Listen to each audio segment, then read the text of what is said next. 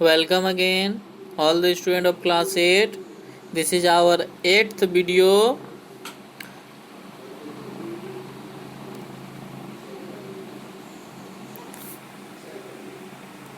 This is our very first chapter, food production.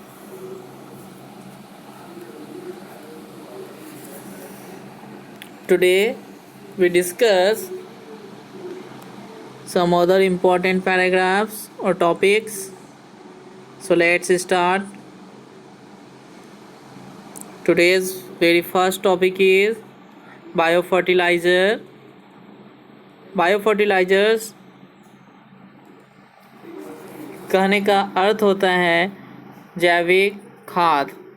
बच्चों, bio जहाँ भी आपको मिलेगा वह समझ लीजिएगा कि वह लिविंग ऑर्गेनिज्म से रिलेटेड है, ठीक है, यानी कि जैविक है। तो चलिए हम लोग शुरू करते हैं।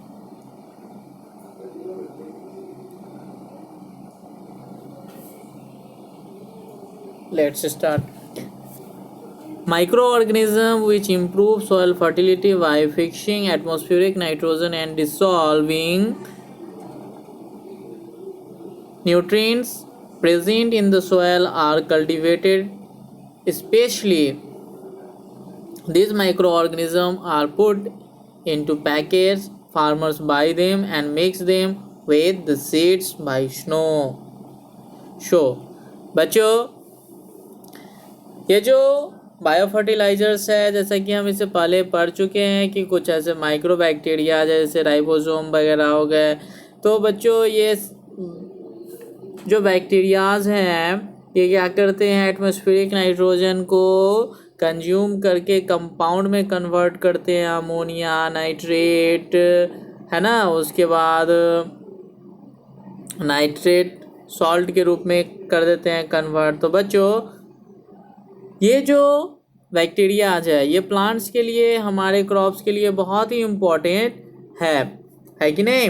तो बच्चों, आज के समय में ये जो बैक्टीरियाज हैं ये मार्केट में पैकेट्स में बिकते हैं, जिसे फार्मर्स क्या करते हैं, खरीदते हैं, और जब वो बीज सोइंग करते हैं उसी समय उसे भी अपने फील्ड में क्या कर देते हैं, स्प्रेड कर देते हैं, छींट देते हैं, ठीक है, जिससे वे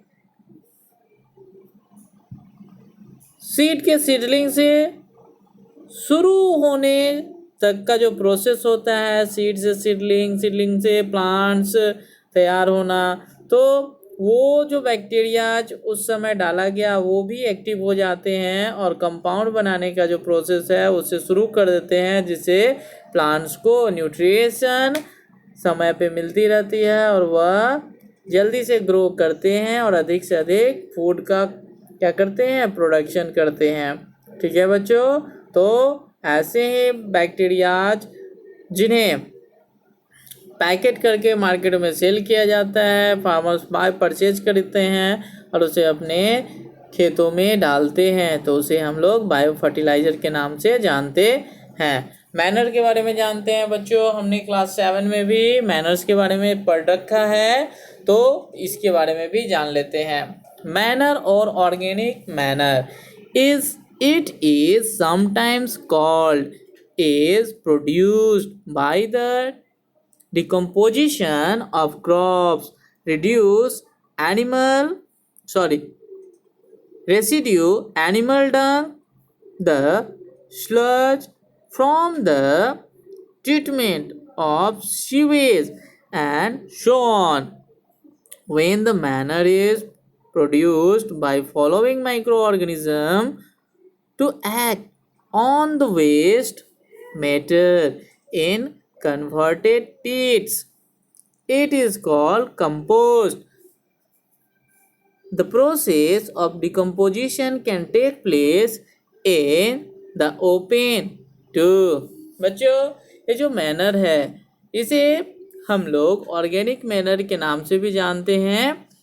ये क्या होता है कि जो प्लांट्स या लिविंग बींग्स है इनके द्वारा जो वेस्ट प्रोड्यूस किया जाता है, ठीक है, तो इसे जैसे काऊ डंग हो गया, तो इसे माइक्रोबैक्टीरिया क्या करते हैं, डिकम्पोज करते हैं। डिकम्पोज करते हैं तो उसमें जो लॉक्ड न्यूट्रिशन है उसी माइक्रोबैक्टीरिया फिर से रिलीज करके सॉइल में मिक्सअप कर देते हैं, ताकि जो प्लांट्स नए ग्रोइंग करेंगे उसमें उसे वो न्यूट्रिशन प्रोवाइड हो सके। साथ ही साथ बच्चों ये जो स्लज है, स्लज दैट मीन्स कीचड़ गाद होता है, जो हमारे ड्रेन से निकलते हैं, नालियों से निकलते हैं, ब्लैक कलर का मिट्टी के जैसा, बालू के जैसा जो रहता है, ठीक है, जिसे बाद में ट्रैक्टर के द्वारा उठाकर किसी खाली जगह पे रखा जाता है या खेतों में छीटा जाता है। तो बच्चों इसमें भी बहुत सारे क्या होते हैं, ऑर्गेनिक वेस्ट के माइक्रोबाइट्स मिले होते हैं, जो बैक्टीरिया के द्वारा क्या होते हैं, डिकम्पोजिशन के कारण उस स्लज में बहुत सारे न्यूट्रिशन जनरेट हो जाते हैं, जो प्लांट्स के लिए बहुत ही इसेंशियल होते हैं। इसीलिए तो हम जो सीवेज है, बड़े बड़े नालियाँ, ड्रेनेज होते हैं, उनसे जो कीचड़ निकलता है उसे सूखने के बाद अपने खेतों में, अपने फील्ड में ले जाकर छीट देते हैं और प्लगिंग करके उसे मिक्सअप कर देते हैं। Okay, when the manure is produced by allowing microorganisms to act on the waste matter is covered pits। बच्चों जब हम मैनर को क्या करते हैं, प्रोड्यूस करते हैं, तो इसके लिए क्या होता है कि हम जो माइक्रो ऑर्गेनिज्म है उसे उस वेस्ट पर एक्ट करना है, यानी कि उस पर वर्क करना है माइक्रो ऑर्गेनिज्म को। तो इसके लिए हम क्या करते हैं, सबसे पहले एक पिट्स गड्ढा खोद देते हैं, उसके अंदर वेस्ट को डाल देते हैं, फिर सॉइल से उसको कवर कर देते हैं, ताकि उसके अंदर जो माइक्रो ऑर्गेनिज्म है वह वर्क कर पाए और उसे डिकम्पोज करके छोटे छोटे कण में बदल दे, सॉइल के रूप में कन्वर्ट कर दे। तो बच्चों इसे हम लोग क्या कहते हैं, कंपोस्ट कहते हैं। क्या कहते हैं, कंपोस्ट कहते हैं। ठीक है, इस प्रोसेस को, this process is decomposition can take place in to open to. बच्चों यह जो हम पिट्स यानी कि गड्ढा खोद के मिट्टी के अंदर डालकर फिर उसे कवर कर दिए हैं, ऐसा बच्चों हम लोग इसलिए करते हैं ताकि ये जो लिविंग ऑर्गेनिज्म का जो वेस्ट होता है इसका जब भी डिकम्पोजिशन होता है तो बहुत ही बैड स्मेल प्रोड्यूस होता है। साथ ही साथ बहुत सारे बैक्टीरियाज आसपास आ जाते हैं, अगर हम वहाँ जाएंगे तो हो सकता है कि हम बीमार हो जाए। इसी के लिए उसे मिट्टी से ढक दिया जाता है ताकि सारा जो प्रोसेस है सॉइल के अंदर ही हो, बैक्टीरिया सॉइल के अंदर ही रहे और हम स्वस्थ रहें, हमें हमारा मैनर भी मिल जाए, कंपोस्ट भी मिल जाए। बच्चों दोनों एक ही है, ठीक है, और बैक्टीरिया हमारा नुकसान भी ना करे। साथ ही साथ बच्चों यह जो प्रोसेस है कंपोस्ट बनाने का, यह ऊपर लैंड सरफेस पर भी हो सकता है, होता भी है, लेकिन क्या इससे नुकसान होता है कि बहुत ही बैड स्मेल प्रोड्यूस होता है जो हमारे लिए हार्मफुल होता है। इसलिए हम लोग पिट्स करते हैं, गड्ढा खोदते हैं और उसमें सारे वेस्ट को डालते हैं और उसे कवर कर देते हैं। ठीक है बच्चों, नेक्स्ट है some plants, black gram, cluster bean, cowpea extra are grown especially to produce manure. बच्चों कुछ ऐसे प्लांट्स हैं जैसे black gram, cluster bean, cowpea, इन सभी को जो हम लोग उगाते हैं तो इनसे तो हमें फसल मिल ही जाता है। इसके अलावा जो इनके बॉडी पार्ट्स होते हैं इनका यूज हम लोग मैनर बनाने में करते हैं। They are plug back into the soil and are referred to as green manure. बच्चों और जब इनका फसल तैयार हो जाता है हम इसे काट लेते हैं तो इनके जो बॉडी का वेस्ट पार्ट बचता है क्रॉप्स के अलावा, फसल के अलावा, तो हम क्या करते हैं उसको उसी में प्लगिंग करवा देते हैं। उसके सारे पार्ट्स जो होते हैं, चूँकि ये तो क्या होते हैं हमारे श्रब्स टाइप के होते हैं, है कि नहीं, तो ये मिट्टी में पूरी तरह से मिल जाते हैं और धीरे धीरे क्या होते हैं, बैक्टीरिया द्वारा डिकम्पोज होके सॉइल के रूप में कन्वर्टेड हो जाते हैं। तो इसीलिए इन्हें हम लोग ग्रीन मैनर के नाम से भी जानते हैं। नेक्स्ट है हमारा topic chemical fertiliser. Chemical fertiliser के बारे में भी जान लेते हैं।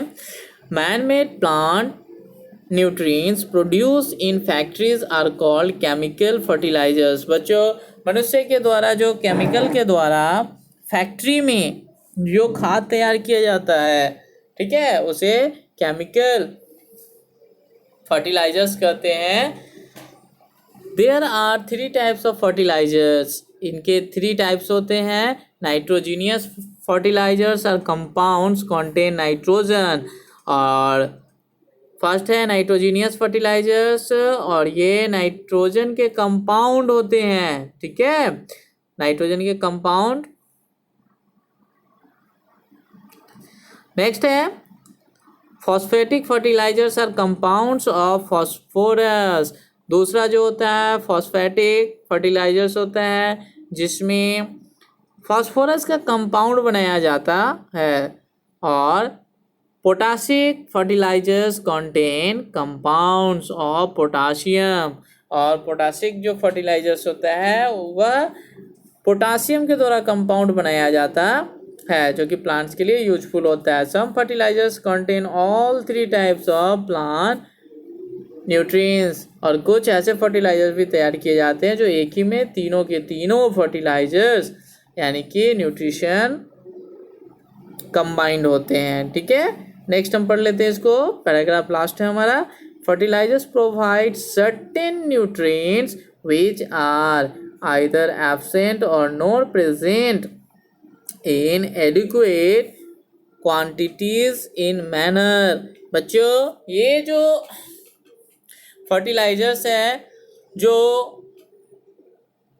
जो मैनर के द्वारा हमें मिलते हैं, उसमें क्या होता है कि कभी नाइट्रोजीनियस कंपाउंड की कमी हो जाती है, या फिर हमारा फॉस्फेटिक कंपाउंड की कमी हो जाती है, या फिर पोटेशिक कंपाउंड की कमी हो जाती है। तो इन सभी की कमी को दूर करने के लिए हम लोग मैन मेड फर्टिलाइज़र का यूज करते हैं। However over use of fertiliser harm the soil. बच्चों, जब हम इन मैन मेड फर्टिलाइज़र का यूज आवश्यकता से अधिक करते हैं तो हमारे सॉइल की फर्टिलिटी को यह इफेक्ट करता है। Also, accumulation of fertilizers in water bodies can kill aquatic organism through a process called eutrophication। बच्चों, और ये जो मैन मेड फर्टिलाइजर्स होते हैं ये वाटर में सोल्यूब हो जाते हैं। जो वाटर बॉडीज़ में जब पहुंचते हैं तो उसमें जो एक्वाटिक ऑर्गेनिज्म है यानी कि जलीय जीव जंतु है उन सभी को नष्ट कर देते हैं, मार देते हैं। और जिस प्रोसेस के द्वारा यह एक्वाटिक ऑर्गेनिज्म को नष्ट करते हैं उसे हम लोग यूट्रोफिकेशन के नाम से जानते हैं। इसे नेक्स्ट टॉपिक में यह यूट्रोफिकेशन आ जाएगा तो हम इसे डिटेल में जान लेंगे। You will read about this in chapter 3। Some advantage and disadvantages of using fertilisers are listed in table 1.1। बच्चों, कुछ जो यूजफुल फर्टिलाइजर्स हैं उनके एडवांटेज और डिसएडवांटेज टेबल 1.1 में है, जिसे हम लोग नेक्स्ट वीडियो में देखेंगे। उम्मीद करते हैं आपको समझ में आया होगा। कोई प्रॉब्लम होगा आप मैसेज करेंगे, चैनल को ज़रूर सब्सक्राइब करेंगे और लाइक करेंगे। Thank you.